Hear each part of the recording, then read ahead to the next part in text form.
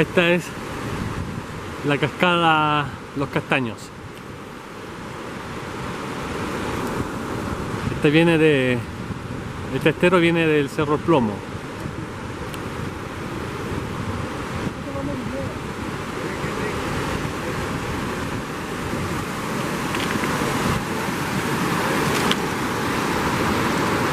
Acá está el grupo, viene llegando.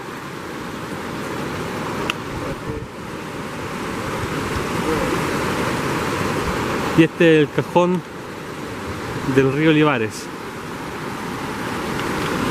el cual se junta más abajo con el río Colorado y finalmente con el río El Maipo.